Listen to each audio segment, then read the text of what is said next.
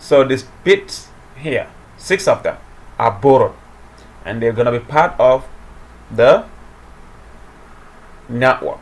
So I have 24 plus 6 will give me 30. So my CIDR would be CIDR 30. This is why they call it CIDR, because it is now classless. So it's classless interdomain routing. So alright, so the broadcast address for this network would be 192.168.1.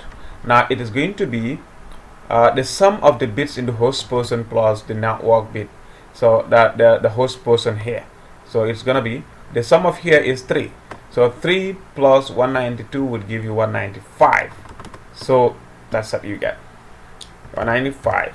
So that's your broadcast address. So your first valid IP address is F, for instance, 192.168.1.193, right?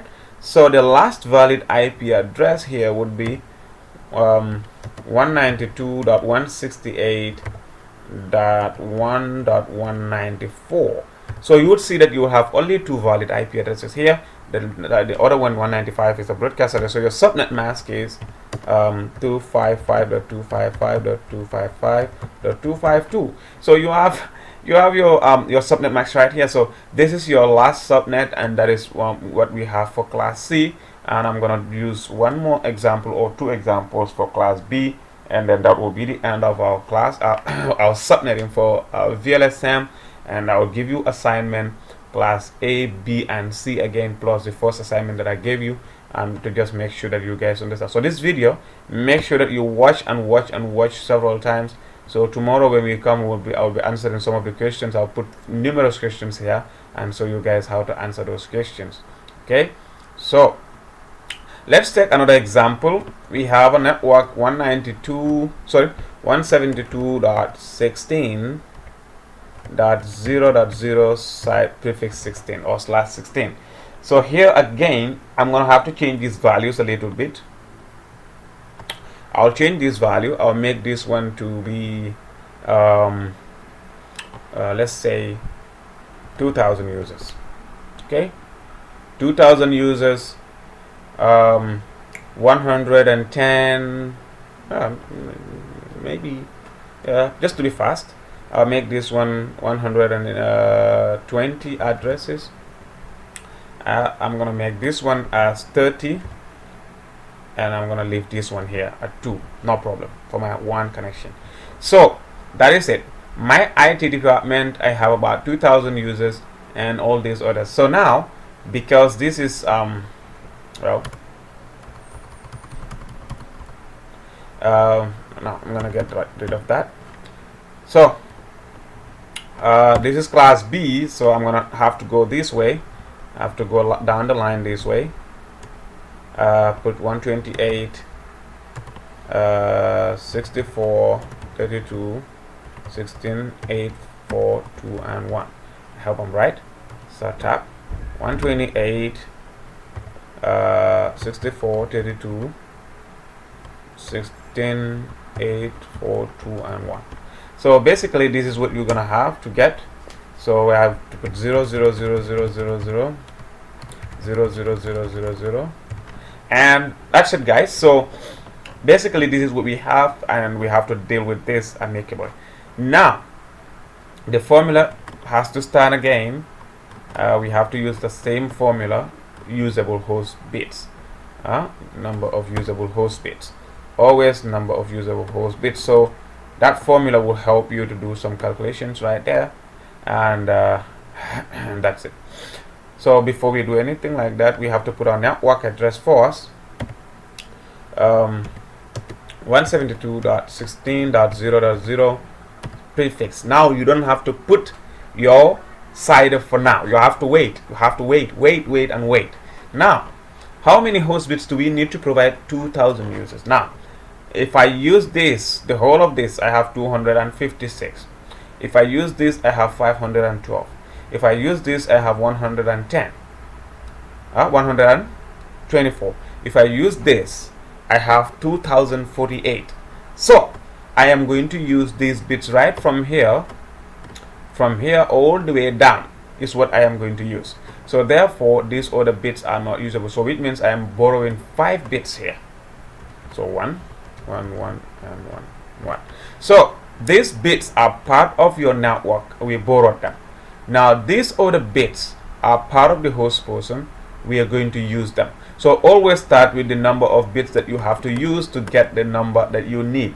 So I need to use this number of bits. How many of them? 8, 9, 10 and 11.